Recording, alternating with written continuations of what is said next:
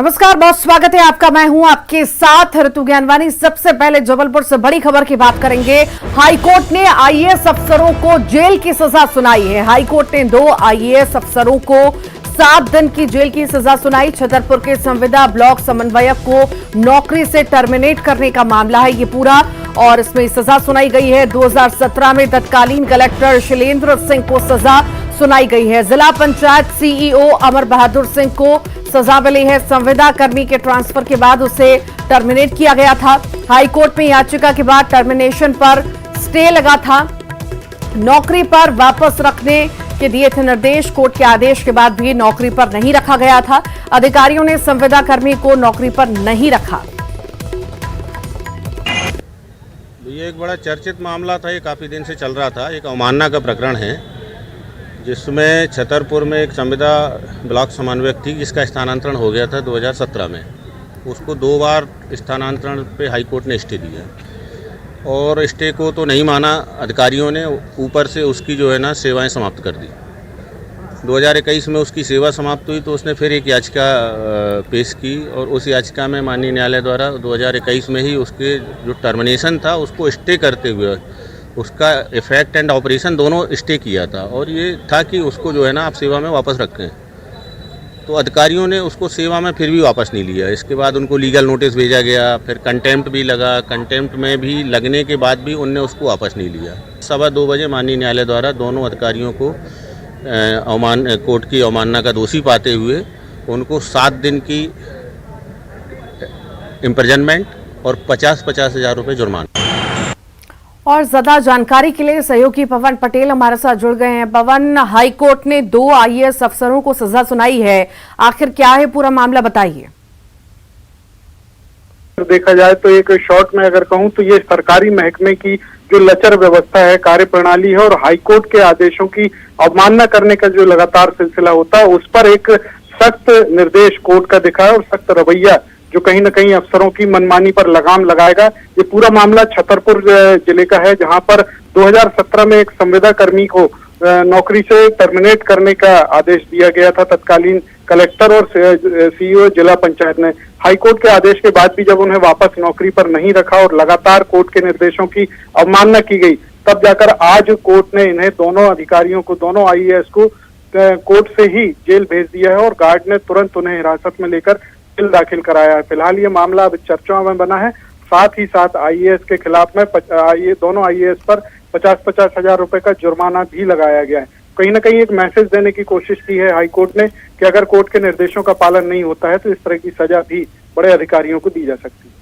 ठीक, बहुत बहुत शुक्रिया पवन जानकारी को साझा करने के लिए।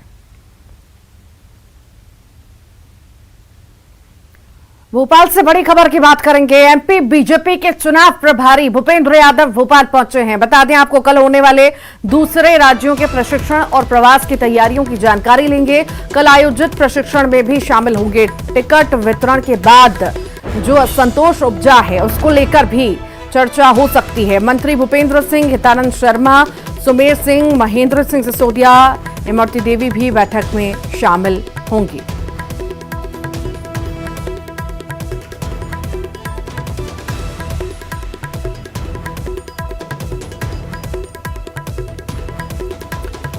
तो मध्य प्रदेश बीजेपी के चुनाव प्रभारी भूपेंद्र यादव भोपाल पहुंच चुके हैं। बता दें आपको, कल होने हैं दूसरे राज्यों के प्रशिक्षण और प्रवास की तैयारियों की जानकारी वो लेंगे, और आखिर क्या ज्यादा जानकारी है, कितना खास ये जो है दौरा रहेगा, इस पर जानकारी लेंगे हम सहयोगी शैलेंद्र भदौरिया से। शैलेंद्र, चुनाव प्रभारी भूपेंद्र यादव भोपाल पहुंचे हैं, आखिर कितना खास ये उनका दौरा रहने वाला है, और इस लिहाज से भी कि टिकट वितरण के बाद क्या माने कि रूठों को मनाने की कवायद के लिए खासकर पहुंचे हैं?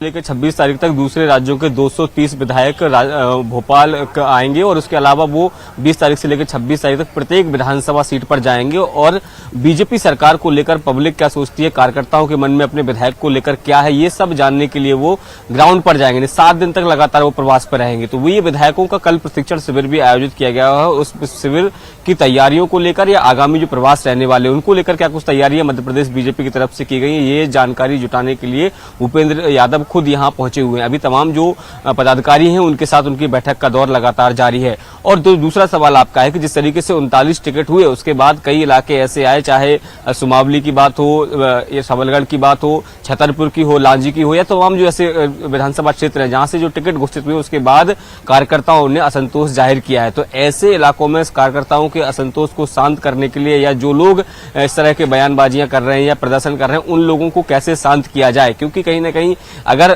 39 टिकट के बाद असंतोष उपज रहा है तो बीजेपी कांग्रेस को बैठे बिठाए कोई मुद्दा मिलता है, तो ऐसे में बहुत आवश्यक हो जाता है कि उन सीटों पर जो टिकट घोषित हुए हैं वहां पर किसी तरह की कोई इस तरह की चीजें सामने ना आए, असंतोष के स्वर ना उभरे। इसको यही कारण है कि सबको लेकर भी चर्चा की जा रही है। और इसके साथ ही आगामी समय में भी कुछ टिकट घोषित किए जाने हैं, उसको लेकर भी हो सकता है कि चिंतन और मंथन रहे। लेकिन सबसे प्रमुख अभी का काम यह है कि 230 विधायक जो दूसरे राज्यों के मध्य प्रदेश के दौरे पर आ रहे हैं वो किस तरीके से कहां जाएंगे, उनके प्रवास की क्या व्यवस्था है, कौन कौन सी विधानसभा सीट पर वो जाएंगे, उसको लेकर कल जो प्रशिक्षण होना है उस सब को लेकर भी लगातार चर्चा चल रही है। और जिस तरीके से मध्य प्रदेश में अभी देखिए अगर बात करें तो 20 तारीख को केंद्रीय मंत्री अमित शाह का भी दौरा होना है। वो राजधानी भोपाल में सरकार का रिपोर्ट कार्ड रखेंगे। इसके अलावा वह ग्वालियर जाएंगे और ग्वालियर में वो प्रदेश कार्य समिति में भी शामिल होंगे। इसके अलावा 2 अलग अलग कार्यक्रम और जो कार्यकर्ताओं से भेंट मुलाकात का है उसमें वो शामिल होंगे। तो इन सब के जो बड़े नेता हैं उनके दौरों को लेकर क्या कुछ तैयारियां हैं, किन किन को क्या क्या जिम्मेदारियां दी गई हैं, उन सबको अंतिम रूप देने का काम जो है वो इस बैठक के माध्यम से किया जा रहा है। जी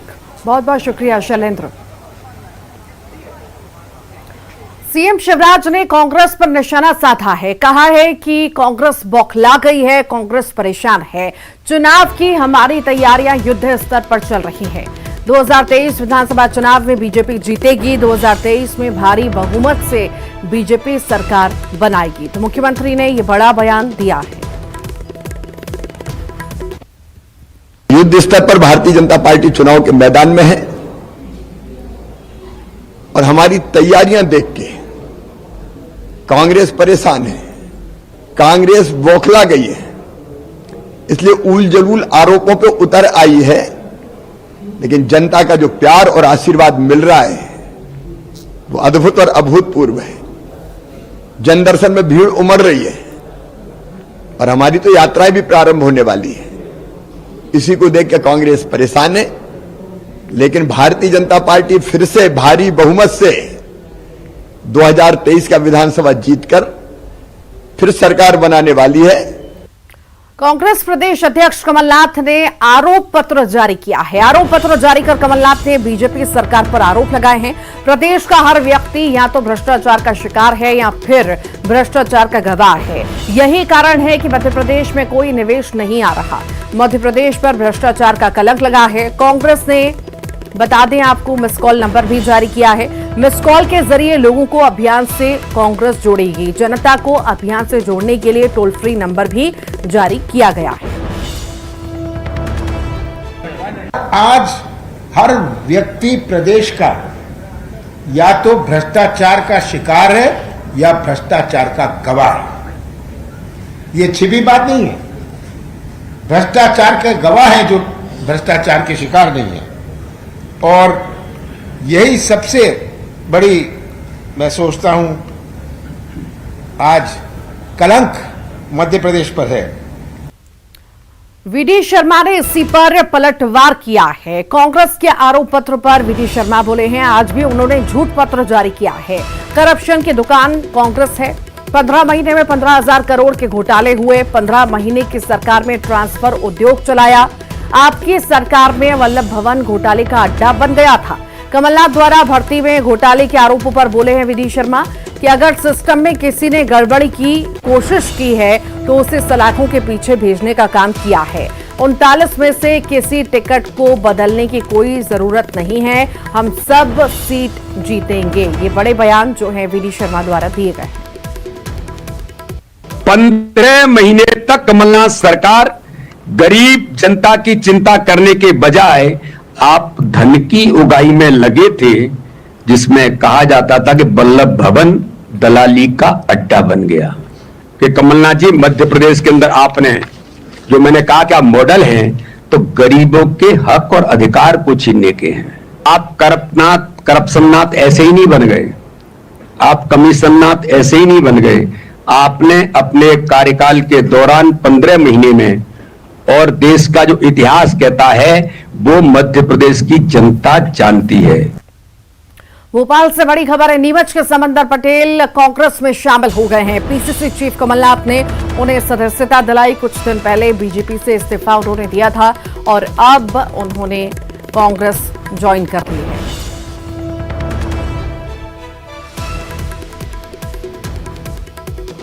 कांग्रेस में प्रवेश किया है। इनका डीएनए क्या है, आपका डीएनए क्या है, कांग्रेस का डीएनए है। और इन्होंने भारतीय जनता पार्टी को आजमा लिया और आज जब ये और आप सब जो कांग्रेस में प्रवेश कर रहे हैं, कांग्रेस का साथ दे रहे हैं, आप केवल कांग्रेस का साथ ही नहीं दे रहे, आप सच्चाई का साथ दे रहे हैं। विजय बघेल ने बड़ा दावा किया है। कहा है हम हाई प्रोफाइल सीट से जीत दर्ज करेंगे। पाटन की जनता देगी बीजेपी को जीत का आशीर्वाद। मुख्यमंत्री के खिलाफ दमदारी से चुनाव लड़ेंगे।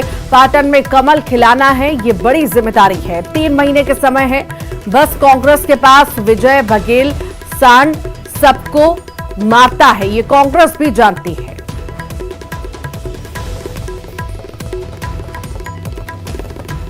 भारतीय जनता पार्टी ने अपनी पहली लिस्ट जारी कर दी है और पहली लिस्ट में पाटन से ऐसे हाई प्रोफाइल सीट से विजय बघेल को वहां पर का उम्मीदवार चुना है। हमारे साथ सीधे तौर पर विजय बघेल जी हैं। विजय बघेल जी, किस तरीके की चुनौती होंगी और किस तरीके से आप चुनाव लड़ेंगे वहां? सबसे पहले तो मैं अपने राष्ट्रीय नेताओं को धन्यवाद दूंगा, हमारे प्रदेश के हमारे शीर्ष नेताओं को धन्यवाद दूंगा और मेरे पाटन की जनता का भी मैं बहुत बहुत आभार व्यक्त करूंगा। वहाँ के जो हमारे कर्मठ कार्यकर्ता साथी हैं उनको भी बहुत बहुत धन्यवाद दूंगा कि इन सब के बदौलत आज मुझे मुख्यमंत्री के खिलाफ एक प्रत्याशी के रूप में उन्होंने ये दायित्व दिया है। और मैं तो एक चेहरा हूँ, हमारा सिंबल कमल छाप है और कमल छाप को वहाँ खिलाना है। इस उद्देश्य से हम सब तन मन से लगेंगे और सारे हमारे कार्यकर्ता जो बहुत कर्मठता से वहाँ पे आज तक जितने भी गलत काम हैं इस सरकार के, इस मुख्यमंत्री के, उसको पूरी ताकत के साथ, पूरी हिम्मत के साथ, भले जेल जाना पड़े, अनेक साथियों ने जेल काटा है, उन सब के बावजूद भी बड़े ही हिम्मत के साथ वो सब लगे हुए हैं और उन्हीं के बदौलत आज ये जीत साबित होगी, ये मैं आपसे कहना चाहता हूँ। ये कांग्रेस के नेताओं का कहना है कि कहीं ना कहीं आपको बलि का बकरा बनाया गया उस देखिए, अब उनको जो बोलना है बोलने दीजिए, उनका समय है, 3 महीने और समय है, जितना बोलना है बोल दीजिए। अब बलि का बकरा कौन है और शेर कौन है, और कुछ लोग तो सांड और बकरी का जो सामंजस्य ऐसा बोल रहे हैं, तो उनका मुंह खुला हुआ है, बोलने दीजिए, हमको क्या फ़र्क पड़ता है। और अगर उनको सांड समझा जा रहा है तो सांड तो सबको मारता है, सबके जो खाना को भी खा जाता है। भ्रष्टाचार में अगर लिप्त व्यक्ति है उससे उसका आकलन किया जा सकता है। सांड के ऊपर, सांड को देख के ही लोग इधर उधर भागने लगते हैं। कई सांड सीधे साधे भी होते हैं, लेकिन बकरी हमेशा से प्यार करने लायक है। सब प्यार करते हैं उसको, सब स्नेह करते हैं और शायद उसी रूप में मुझे मान रहे होंगे, लेकिन ये प्रतिफल दिखेगा। और मैं पूरा विश्वास के साथ कहना चाहता हूँ, अपने नेताओं को भी विश्वास दिलाता हूँ, अपने पार्टी के जन जन को विश्वास दिलाता हूँ कि जिस दिन रिजल्ट निकलेगा उस दिन पता चलेगा कौन शेर है, कौन बकरी है और कौन सांड है और कौन क्या है। ये 21 लोगों के तो उम्मीदवारों की घोषणा हो गई, आगे और कब तक की उम्मीद की जाए कि 90? ये मेरा विषय नहीं है, ये मेरा विषय नहीं है, हमारे शीर्ष नेताओं का है। जब लिस्ट आया तो मैं तो यहाँ घूम रहा था और बहुत अच्छी लिस्ट आई है। वैसे भी आगे भी उम्मीद है, बहुत अच्छी लिस्ट, उम्मीद का हमें पूर्ण विश्वास है। आप संयोजक है, सुझाव ले रहे हैं, किस तरीके के सुझाव आ रहे हैं और क्या लगता है कि उन सुझाव पर अमल करते हुए क्या भारतीय जनता पार्टी सत्ता हासिल कर ले? निश्चित रूप से। देखिए, सत्ता हासिल करना दूसरी बात है, हमारी पार्टी सेवा के लिए सत्ता में आना चाहती है, सरकार बनाना चाहती है, लेकिन ये लोग शासन करने के लिए सरकार बनाते हैं, बस वही उद्देश्य है। हम सेवा भाव से लोगों के बीच में आए हैं और उनके मन की बात को हम एकत्रित करने हैं।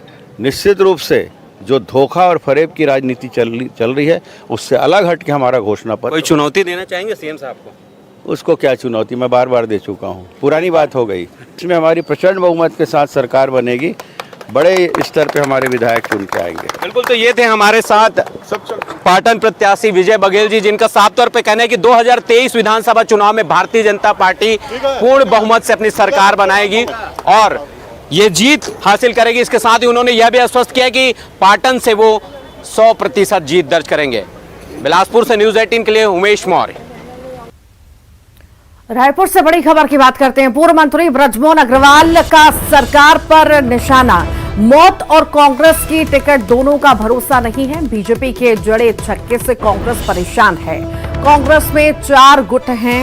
वंशवाद की बात करना कांग्रेस में हास्यास्पद है। टीएस बाबा 3 महीने के लिए बादशाह बनाए गए हैं।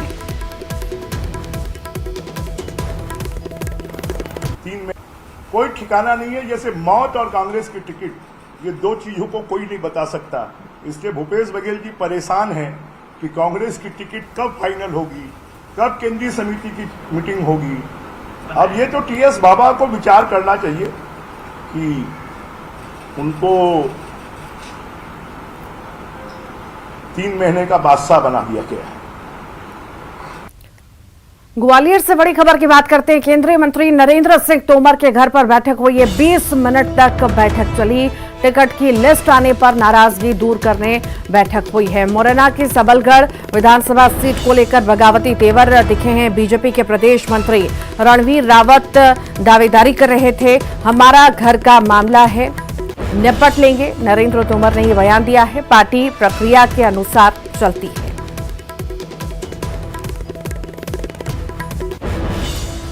भारतीय जनता पार्टी कार्यकर्ता आधारित राजनीतिक दल है, प्रक्रिया के अनुसार चलता है। भारतीय जनता पार्टी चुनाव की तैयारियों में लगी है। चयन की प्रक्रिया भी प्रारंभ हो गई है। ये हमारे घर की बात है, हम निपटेंगे। और मुझ जैसे सामान्य कार्यकर्ता को पार्टी ने बहुत सम्मान दिया है और मैं भी लगातार पार्टी के लिए अपनी पूरी निष्ठा से काम करता हूँ। और भारतीय जनता पार्टी जो निर्णय करती है बहुत सोच समझ कर निर्णय करती है, कार्यकर्ता के हित को ध्यान में रख के निर्णय करती है। इसलिए पार्टी का निर्णय सर्वोपरि होता है और हमेशा अच्छा होता है। नहीं, मुझे पता नहीं है कौन समर्थक है, लेकिन मैं जो भी लोग हैं उनसे आग्रह करना चाहता हूं कि भारतीय जनता पार्टी के नेतृत्व का जो निर्णय है उस निर्णय हमारे लिए सर्वमान्य है। विधानसभा चुनाव से पहले कांग्रेस में गुटबाजी नजर आ रही है। टीकमगढ़ में पार्टी 2 धड़ों में बंट गई है। पिछले 2 बार से कांग्रेस यादवेंद्र सिंह बुंदेला पर दाव लगाती रही है, लेकिन उन्हें दोनों ही चुनाव में हार का सामना करना पड़ा। तो वहीं इस बार दूसरे गुट के 6 नेताओं ने यादवेंद्र का विरोध किया और वो चाहते हैं कि उन्हीं में से ही किसी एक को टिकट मिले। ये 6 नेता टिकट के लिए एड़ी चोटी का जोर लगा रहे हैं। इन नेताओं के नाम महिला मोर्चा के जिला अध्यक्ष वर्तमान पार्षद पूनम रजनी जायसवाल, अजय यादव, अनिल बड़कुल, पार्थ सिंह। इधर कांग्रेस की ये गुटबाजी चुनाव में भारी पड़ सकती है। और इसी के साथ ही फिलहाल के लिए इतना ही।